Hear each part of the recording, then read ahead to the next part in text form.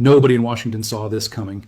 Not the analysts at Langley, who have spent decades mapping every relationship, every back channel, every informal communication line that connects the governments of the Middle East and South Asia to each other and to the outside world. Not the diplomats at Foggy Bottom who pride themselves on knowing which intermediary is talking to which counterpart before the first cup of tea is poured. Not the generals at the Pentagon, who have spent the last 3 months planning strike packages and force posture adjustments and escalation management protocols for every scenario they could construct about how this conflict might evolve. Not the Treasury officials tracking Iranian financial flows through every correspondent bank and every shell structure that sanctions enforcement has spent years trying to map. Nobody. Because the country that walked into the most dangerous geopolitical standoff of the 21st century and quietly unlocked the door that the United States, the European Union, Israel, and every Arab government with a stake in regional stability could not even find a key for, is a country that Washington has spent the last 2 decades managing as a problem rather than engaging as a power. A country carrying 240 million people, a nuclear arsenal, the world's second largest Muslim population, a border with Iran that no sanctions regime has ever fully controlled, and a set of relationships that cuts across every fault line in this conflict in ways that no other government on earth can replicate. Pakistan. What Islamabad just did in 72 hours has left every major capital on earth scrambling to understand not just what happened, but how, what was traded, what was promised, and what it means for the balance of power in a region that will never look quite the same as it did before the deal was made. Stay with me, because this story is more complicated than the headline, more consequential than any official statement will acknowledge, and more dangerous in its implications than the relief of a reopened strait would suggest to anyone who has not been paying close attention to everything that led to this moment. By the end of this video, you will understand exactly what Pakistan did, how Iran was convinced to stand down, what America gave up without publicly admitting it gave up anything, why the deal is held together by assumptions more fragile than any treaty, and what the next move looks like for every power that just watched a South Asian nation do what nobody else could. This is the story of the secret Hormuz deal, and it starts not in the strait itself, but in a relationship that the Western world consistently underestimates, because it does not fit neatly into any of the alliance frameworks that Western strategic thinking uses to organize the world. Start with why Pakistan was the only country on earth positioned to make this call. Because the answer to that question requires understanding something that most Western coverage of Pakistan consistently misses. Pakistan is not simply a difficult ally that periodically causes problems for American regional strategy. Pakistan is a country that exists at the intersection of every major relationship that matters in the current crisis simultaneously. It shares a border with Iran. Not a symbolic border, a living border, a border across which people, goods, energy, and informal financial flows have moved for decades in ways that no government policy on either side has ever fully controlled or fully wanted to control. That border is a relationship, and relationships built on geography and economics and religion and history survive political disagreements in ways that formal alliances between distant partners never quite manage. Pakistan also has a relationship with Saudi Arabia and the Gulf states that is among the most intimate in the Muslim world. Millions of Pakistani workers live and labor in the Gulf. Pakistani military officers have trained Gulf armed forces for decades. Pakistani financial institutions process remittances that are critical to the Pakistani domestic economy, and that create a web of mutual dependence, giving Islamabad genuine access to Gulf capitals at the leadership level that most outside governments have to work years to achieve. Pakistan has a relationship with China built on the China-Pakistan Economic Corridor and on decades of defense cooperation that gives Beijing and Islamabad genuine strategic alignment on enough issues to make the relationship real in ways going beyond the transactional. And Pakistan has a relationship with the United States that has survived every crisis thrown at it, from the Raymond Davis affair to the Abbottabad raid to years of accusations about double-dealing in Afghanistan, because both sides have always recognized, even when they could not say it publicly, that there are things Pakistan can do that no other American partner can replicate. Finding a way to communicate with Tehran outside the theater of sanctions and ultimatums and public red lines that American domestic politics makes unavoidable in any direct engagement with Iran is one of those things. And in the 72 hours before the Hormuz deal was announced, that communication channel was the only thing standing between the current conflict and an escalation trajectory that every serious military planner in Washington had already gamed out and did not like the ending of. Here is what actually happened in those 72 hours. Because the official version from every government involved is a carefully constructed narrative designed to give each party a story, it can tell its domestic audience without the full truth becoming visible. And the gap between the official version and what the signals tell you is the gap where the real story lives. The sequence began, not with Pakistan reaching out independently, but with Washington reaching out to Islamabad through a channel that has existed quietly for years, precisely because of moments like this one. The message that traveled through that channel was not the kind of message that gets written down or transmitted through formal diplomatic communication systems. It was the kind of message that travels through people who have known each other long enough to trust that what they say in a private conversation will be understood in its full context. The substance of what Washington asked Islamabad to communicate to Tehran can be reconstructed from the signals that followed, even if the words themselves will never appear in any declassified document. America needed Iran to reduce pressure on Hormuz transit without America having to publicly acknowledge that it was asking for anything. Iran needed to receive something concrete in exchange for standing down without Iran having to publicly acknowledge that it had stood down in response to anything. Pakistan needed to be the intermediary that made both of those things possible simultaneously. What did Iran actually receive? Because this is the question that every government watching this deal is asking privately, and that no official source from any party is going to answer honestly in public. The framing from Washington is that Iran received nothing. Iran received everything it was seeking. The resistance posture was maintained. American military capability in the region has been demonstrably constrained. The proxy network that Iran spent 30 years building has imposed costs that American forward presence could not absorb indefinitely. And the Pakistani channel provided confirmation that Iran's strategic position generates enough leverage to produce diplomatic outcomes without requiring Iran to negotiate from weakness. Both framings are constructed for audiences that need to believe their government prevailed. Neither is an accurate description of what actually changed hands.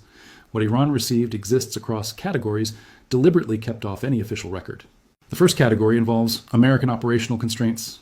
There are specific categories of military action against Iranian targets that American forces will not take in the 60 days following the deal that they were positioned to take before it. Those constraints are not announced. They operate silently, but they are real.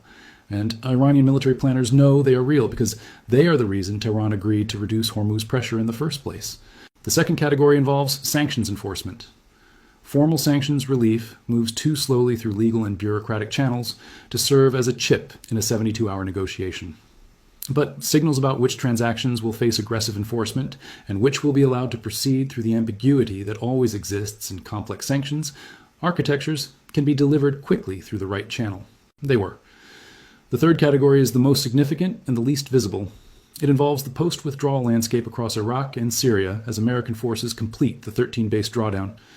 The implicit understanding, unwritten and formally unacknowledged, is that the American withdrawal will proceed without American forces taking actions designed to degrade the Iranian proxy infrastructure operating in the areas being vacated.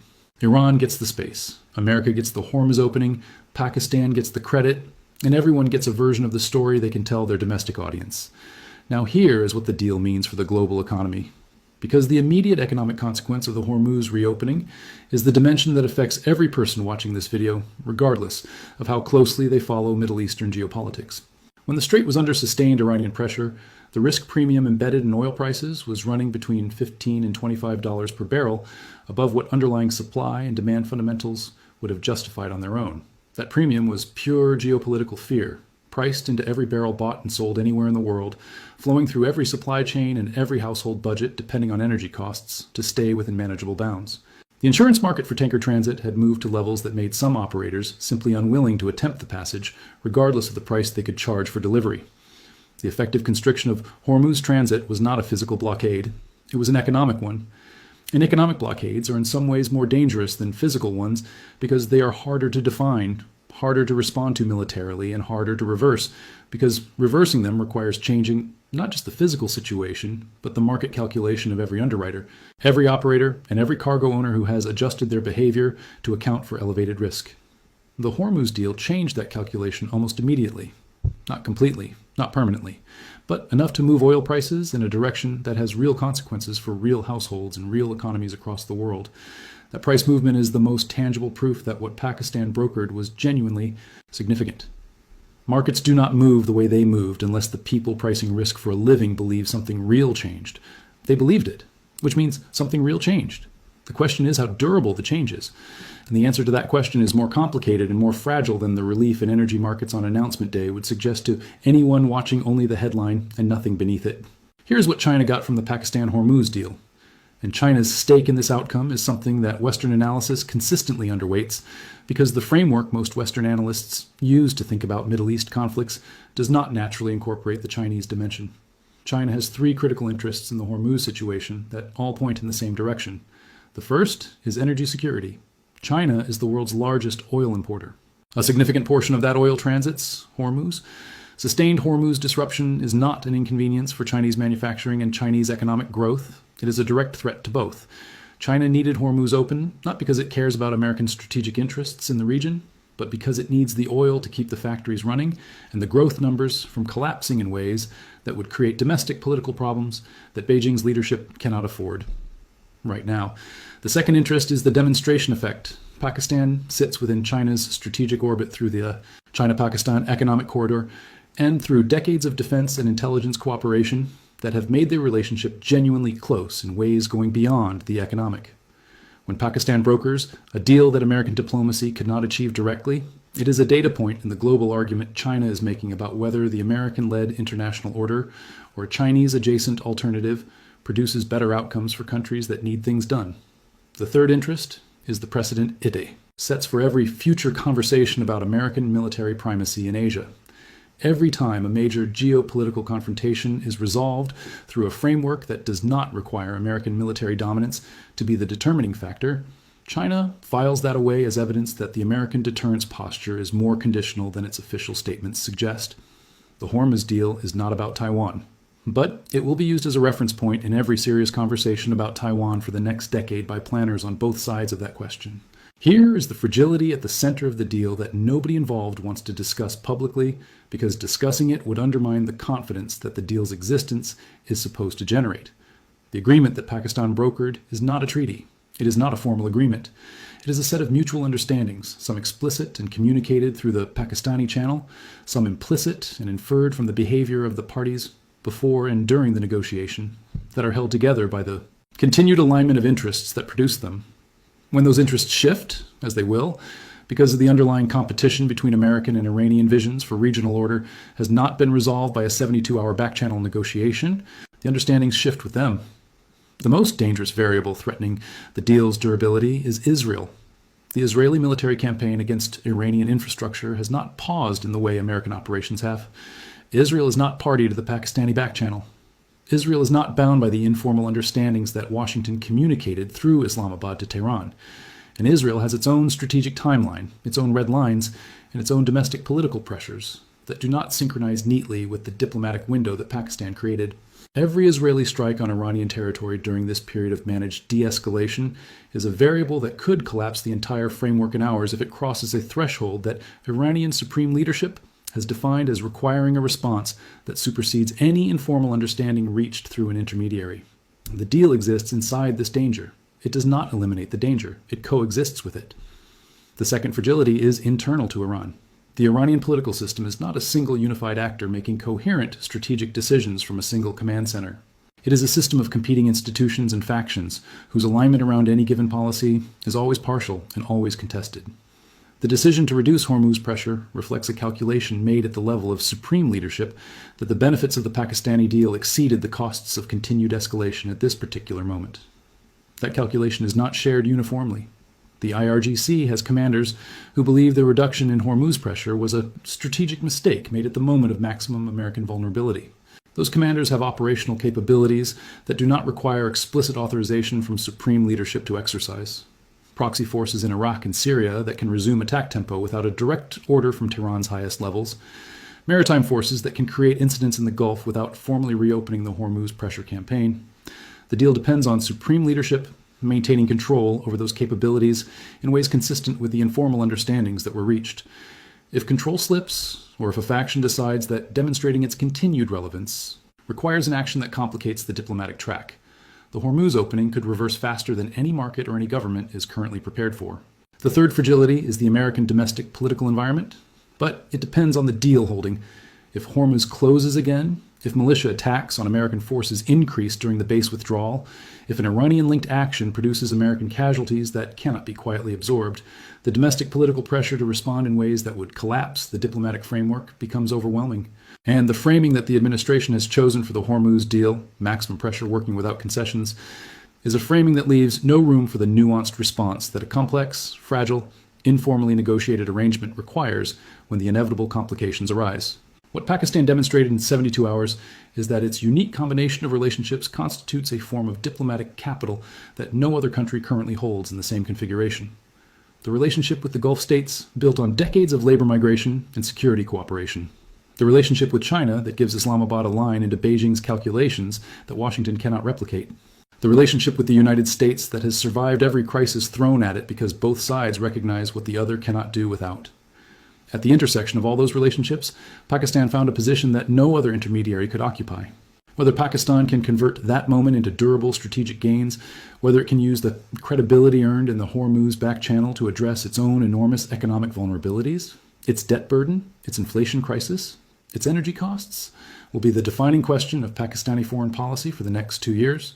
Here is what Washington's silence in the hours after the deal actually communicated to every government watching. Because silence from Washington is never neutral. It is always a signal. And in this case, the signal sent by the absence of the kind of triumphalist statement that the current American administration has consistently issued when diplomatic outcomes align with its stated objectives, told every foreign ministry and every intelligence service analyzing the situation exactly what they needed to know. Washington was not silent because it was surprised. Washington was silent because it could not figure out how to claim credit for an outcome it did not control without acknowledging the mechanism that produced it. And acknowledging the mechanism meant acknowledging that the most powerful government on earth needed a third country to carry a message that American officials could not deliver themselves. That acknowledgement was politically impossible. Washington stayed silent, and the silence was louder than any statement would have been. It told Riyadh that the deal happened around Washington rather than through it. It told Tehran that its calculation about American political constraints was accurate enough to be exploited again when conditions allowed. And it told Islamabad that what it had accomplished was significant enough that Washington could not comfortably celebrate it. Pakistan put America in that position, and the silence was the proof. Here's the dollar dimension of the Hormuz deal that connects the Pakistani diplomatic achievement to the financial reality affecting every economy integrated into the global trading system. The dollar's status as the global reserve currency depends on the perception that American power can enforce the rules of the international system the dollar dominates. Part of that enforcement is military. Part of it is economic, and part of it is the diplomatic architecture through which American preferences get translated into outcomes in regions where American interests are at stake. A Hormuz deal brokered by Pakistan rather than by America is a deal that measurably erodes the perception that American diplomatic power is the indispensable ingredient in resolving the crises that matter most. That erosion is not catastrophic in any single instance, but it is cumulative. Every outcome produced through a mechanism that does not center American power is an instance that foreign holders of American debt file away as information about the long-term trajectory of the guarantee, making their dollar holdings meaningful. The $39 trillion debt load means that the margin for that kind of erosion is smaller than it has ever been. The interest payments on $39 trillion require continued foreign confidence in American power to keep those payments financeable.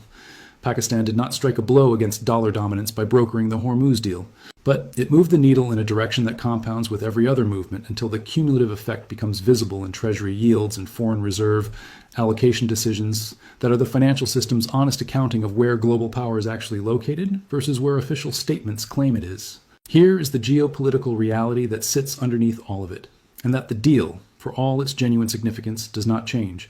The deal that Pakistan brokered is a pause, a managed reduction in temperature, not a resolution, not a framework for ending the underlying competition, not an acknowledgement from either the United States or Iran that the current conflict trajectory is unsustainable.